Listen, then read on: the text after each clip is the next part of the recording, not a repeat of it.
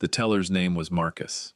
I'd known him going on 9 years, since he was still a stock boy at the branch on Whitfield Road, learning the counter, under old Mr. Ashby, before Ashby retired.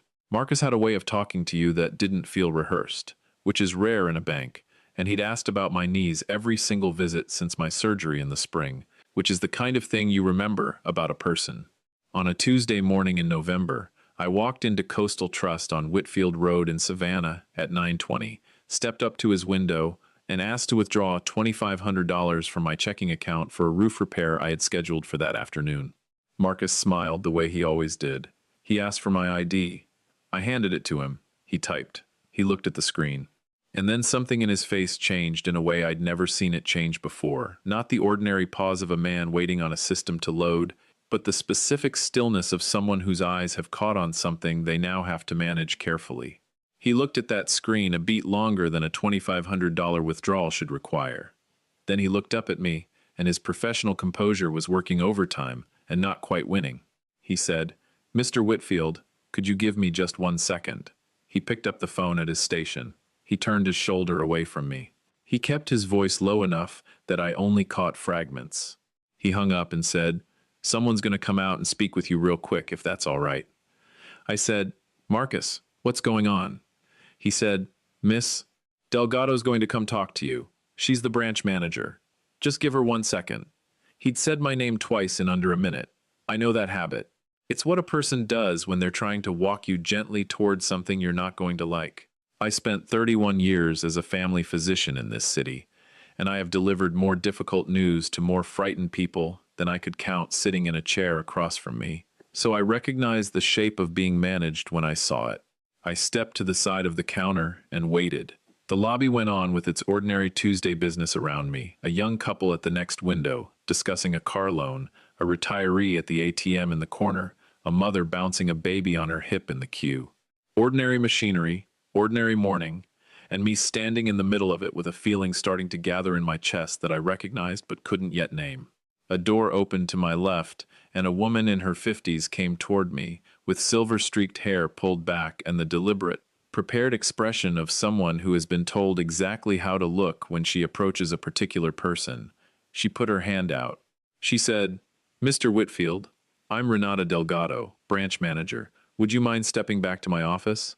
I said I wouldn't mind at all. I followed her down a short hallway to a corner office with a window looking out over the parking lot, and a desk with 2 monitors angled for exactly this kind of conversation. She shut the door. She sat. She turned one of the screens toward me slowly, like she'd already decided precisely how this was going to go. She said, "Mr. Whitfield, I want to show you something before I tell you what I need to tell you. At 7:52 this morning, someone came into this branch and withdrew the full available balance from your checking account. That was $31,140. She let it sit there in the room with us for a second. She said, "The withdrawal came with a signed authorization slip that appeared to carry your signature. Per our fraud protocol, our system flagged the transaction as unusual, and I reviewed the security footage myself before you arrived. I think you need to see what the camera caught." She clicked her mouse. The monitor filled with a clean, high-resolution feed, time-stamped 7 hours, 52 minutes, and 11 seconds in the corner, clearer than you'd expect from a bank camera because Coastal Trust had redone their security system that spring. The person standing at the teller window was a man. Tall, athletic build, wearing a navy jacket I recognized instantly because I'd bought it for him myself 2 Christmases back. It was my son. I looked at that image longer than I meant to, long enough that Renata Delgado had the sense to sit quiet and let the silence do what it needed to do. I said, very evenly, "That's my son, Derek Whitfield." She said, "Yes, sir." "That's what the name on the account led us to assume." I said, "He is not authorized on that account." She said, "No, sir. It's solely in your name. The signature on that slip appears to be forged. We've placed a fraud hold on the transaction, which means the funds haven't cleared. They're frozen as of right now. Frozen." I sat with that word the way you sit with a word that's about to reorganize everything you thought you understood about your own life. I said, "Renata, I need to ask you something, and I need you to answer me straight. Is the money still sitting in that account?" She said, "The cash was physically dispersed to him, Mr. Whitfield. But our hold means it can't be moved, deposited, or transferred anywhere until the investigation clears. Effectively, it's frozen in place. If you file a police report today, and I'd strongly recommend you do, we can start the recovery process immediately. I told her I'd need a complete copy of the transaction record, the slip, and a still frame from that footage.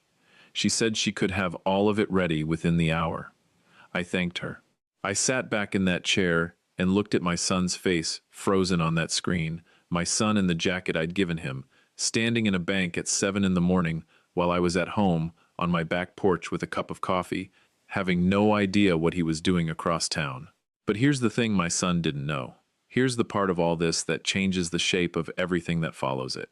What Derek didn't understand when he walked into Coastal Trust at 7:52 that Tuesday morning was that 6 weeks earlier, I had moved every real dollar I owned to a different bank entirely. The $31,000 sitting in that account wasn't my savings. It was the specific amount I had chosen to leave behind, the amount I had calculated I could survive losing if it came to that, positioned exactly where I knew he was watching. Because I had known he was going to try something. I had known for 6 weeks, and I had spent every one of those weeks getting ready for this exact morning. My name is Robert Whitfield. I am 69 years old. I have lived in Savannah, Georgia, my whole adult life, and the education that put me in that chair across from Renata Delgado cost me 31,000 frozen dollars and 31 years of medical practice, and the particular, unsentimental clarity of a man who has spent his career reading bodies and blood work and knowing exactly what it means when something doesn't add up. My son made the mistake that nearly everyone who tries to take something from a parent eventually makes. He assumed that because I was old and recently widowed and tired in a way that shows on a person's face, I wasn't paying close attention anymore. I have never once, in my whole life, stopped paying attention. Welcome back.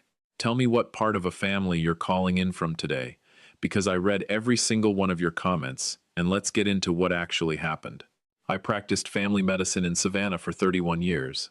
The last 19 of them, I ran my own clinic on Habersham Street, a converted 2-story house I bought in 2001 with a nurse practitioner, a receptionist, and about 60 patients who'd followed me over from the hospital system, where I'd cut my teeth for a decade before that. By the time I closed the doors and retired in 2022, that clinic had grown to over 1,100 patients across 3 generations of some families, a staff of 6, and a reputation in the Starland district that I'd built one correct diagnosis at a time, one late-night house call at a time, one worried mother who came in convinced the worst and left with an explanation that actually made sense of what she was seeing. The body doesn't lie to you if you know how to listen to it. That's the whole foundation of what I did for a living, and it's the reason I've always trusted symptoms over stories, because I grew up in a house where a lot of things got said that didn't match what was actually happening underneath them. My late wife, Carol, used to say I became a doctor because I needed a job where the evidence always won the argument. She said it with a specific look, half fondness and half diagnosis of her own, and Carol was rarely wrong about anything, especially about me. Carol Ann Whitfield, born Carol Ann Pruitt in Statesboro in 1955, was the most patient person I ever knew.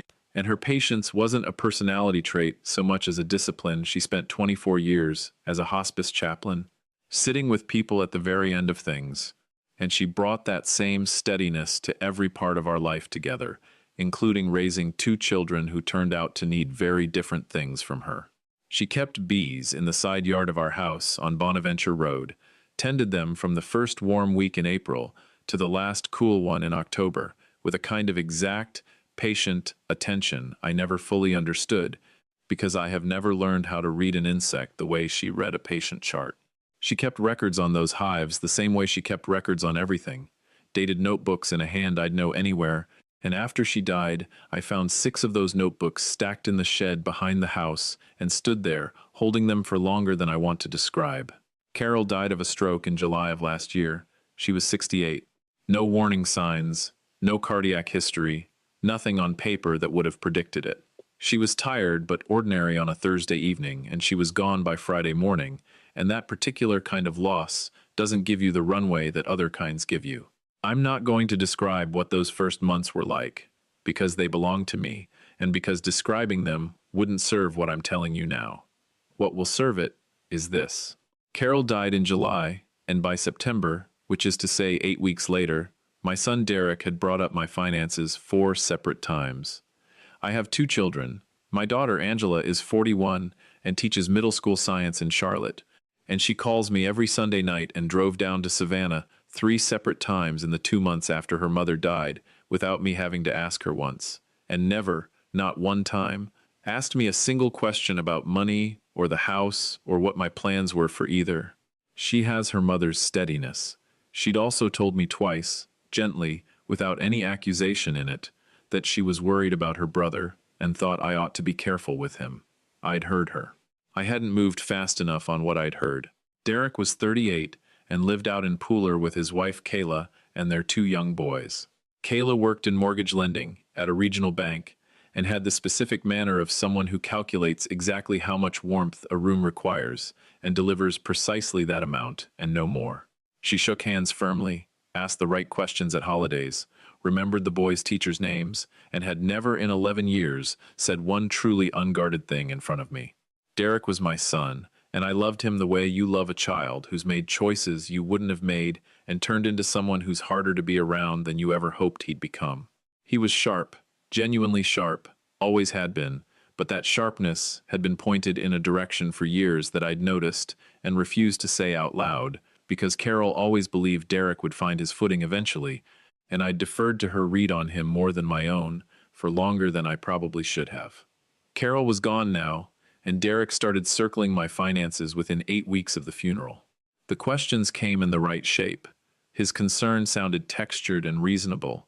He mentioned a coworker whose father had died intestate and the mess that followed. He mentioned that Kayla, given her background in lending, would be glad to look over any paperwork if it had helped me. He mentioned, once, almost in passing, that the house on Bonaventure Road was probably worth a real number in the current market, and that it might be smart to understand the tax exposure before anything got decided. The house on Bonaventure Road. The tax exposure. I wrote every one of those conversations down in my own notebook, dated and summarized, the way I've documented every consequential conversation of my professional life, because I am a physician and documentation was never optional in my line of work. It was the job. By October, Derek was asking about my online banking. He said he was worried about me managing it alone at my age. He said Kayla had set up bill pay for his own father, and it had simplified everything. He said he could get it running for me if I just gave him my login so he could configure it properly. I told him I'd handled my own banking without help for years and felt entirely capable of continuing to. He said he only wanted to help. I said I appreciated the offer. I wrote it down. In November, I came home from the pharmacy to find Derek in my study.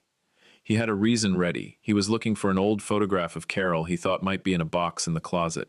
Plausible enough. There were boxes of Carol's things in there. But when I walked in, Derek wasn't at the closet. He was at my desk, and he shut the laptop that had been open there a half second before I fully registered it had been open at all. I didn't say a word about it in the moment. I wrote it down after he left. I spent the following week going through my own accounts with the same care I'd have given a chart that wasn't adding up. Every account, every statement, every login history. I found 2 things. First, my checking account at Coastal Trust had been accessed from an IP address registered in Pooler at 3:14 in the morning on a night in late September. 4 minutes of activity. No transactions made, but somebody had logged in. Somebody who had my credentials. Somebody who lived in Pooler. Second, I found a hard inquiry on my credit report. I hadn't authorized a pre-qualification pull for a home equity line against the Bonaventure Road property, submitted online in my name in October. It hadn't gone through, because I'd had a credit freeze in place for years as a matter of professional caution, but the inquiry itself was sitting right there on the report, October. The same month, Derek was pushing hardest about online access. I sat at my desk a long time with those 2 facts in front of me. I know what a finding looks like. I know exactly what it means when the pattern in front of you stops lining up with the story you've been told. I'd been filing this pattern away for weeks in the place where you put things you're not ready to name yet. I was ready to name it. The next morning, I called an attorney named Sylvia Marsh, 61 years old, who handled elder law and estate litigation out of an office above a orthodontist's practice on Bull Street, which tells you something, because that's not a fancy address. It's a working one, and I have always respected the working kind more than the fancy kind. A colleague from the hospital, a cardiologist I'd trusted my whole career, had referred 2 patients to her over the years and described her the way one professional describes another. They trust completely. Thorough. Doesn't like surprises. Neither do I. I walked into her office on a Monday at 9 with my notebook, a printed summary of what I'd found, and a will I'd had drafted back in 2018 that hadn't been touched since Carol's death. She read all of it, without a single interruption, the way the best people in any profession review evidence, completely and without performing a reaction. When she finished, she set it down and looked at me and said, "Dr. Whitfield, I want to ask you directly. Based on what you've documented here, do you believe your son intends to take action against your estate?" I said, "I believe he's already in the process of it. The credit pull and the account access aren't coincidence. That's reconnaissance." She said, "And your daughter?" I said, "Angela warned me twice this year. She's not involved in whatever Derek's doing. I'm certain of that." She said, "What outcome do you want?" I said, "I want my estate to end up where I decide it ends up. I want Derek to understand that I saw exactly what he was doing before he got far enough to do real damage. And I want a record of all of it, because I spent 31 years trusting the record over the story, and I'm not about to stop now." Sylvia looked at me a moment. She said, "Those are all achievable. Let's build the structure." What Sylvia laid out, and what I executed over the following 6 weeks with the same discipline I'd once brought to reading a chart, was this. I dissolved the joint documents that still listed Carol as a co-holder across 3 accounts. I set up a revocable living trust, the Robert J. Whitfield Family Trust, naming Angela as successor, trustee, and sole beneficiary of the residence. I moved the Bonaventure Road property into that trust. I opened a new primary account at a different bank entirely, First Coastal Federal Downtown, under the trust, and moved my real liquid savings there. I left my old checking account open at Coastal Trust on Whitfield Road. I left $31,140 sitting in it. I left it there because I understood, with the same flat clarity I'd bring to a lab result, that Derek had my login and had been watching that account for months. If I closed it fast, he'd know something had shifted and he'd change his approach entirely. If I left it open, sitting at a balance that looked exactly like my usual operating cash, he'd see precisely what he'd been waiting to see. I also called the branch and asked to speak to whoever ran fraud prevention. I got connected to a woman named Priscilla Onwuka in the compliance office. I told her everything I'd found and everything I believed was coming. I gave her the account number, asked her to flag it for enhanced monitoring, and asked her for one specific thing, that if anything unusual happened on that account, the branch manager was to call me directly and immediately, but that any teller handling the transaction in person should follow ordinary protocol first, so nothing would look staged from Derek's side of the counter. I wanted him to walk all the way into that building believing it was working. I put a fake appointment on my own calendar 3 weeks out, a dermatology follow-up I didn't actually have, because I know Derek has looked at my calendar before, on my phone, when he thought I wasn't paying attention to what he was doing with it, and I wanted him to see a morning where I'd be occupied somewhere else, while my checking account sat there quiet and untouched and full. 6 weeks of watching my son at Thanksgiving dinner, letting him ask me easy questions about my finances, and answering them the way a man answers questions when he doesn't yet know what the other man is planning to do with the answers. 6 weeks of sitting across from Derek and Kayla at their kitchen table, watching my grandsons build something out of blocks on the floor, and feeling something in my chest that wasn't quite grief and wasn't quite anger but sat somewhere close to both of them at once. Angela called me twice during those 6 weeks, and both times I almost told her everything, and both times I stopped myself, because I didn't want her carrying something she couldn't act on yet. I wanted to bring her in once I had something solid enough to put in her hands. On the Tuesday morning that Derek walked into Coastal Trust, I was on my back porch with coffee, exactly where my calendar and my habits would have suggested I'd be, having no idea the moment had actually arrived. When Marcus called Renata Delgado's office, and Renata Delgado called me at 8:40, I picked up on the second ring and drove straight to the branch. and everything that happened in that office happened exactly the way I'd planned it happening, except for the specific weight of watching my own son's face frozen on a monitor in a navy jacket I'd bought him. Planning for a thing and living through it turned out to be two very different disciplines, and no amount of professional distance fully prepares you for the second one. I called Angela from the parking lot before I even started the car. I told her all of it, in the order it had happened, and she was quiet the way she gets quiet when she's genuinely listening instead of waiting for her turn to talk. When I finished, she said, "Dad, how long have you known?" I said, "I've had the documentation building since November. I've known what it was since then. I didn't want to say anything until I had it confirmed, because I didn't want you carrying something you couldn't do anything about." She was quiet another second. Then she said, "Are you okay?" I said, "I'm clear. That's what's available to me right now." She said, "You want me to come down?" I said, "Not yet. Wait till I know the investigation timeline. There'll be a point I need you here, and I'll tell you when it's that point." She said, "Okay." Then she said, "Mom would have seen this coming a year ago." I said, "I know. She was always faster than me on the people. I'm good with the numbers and the labs. People take me longer."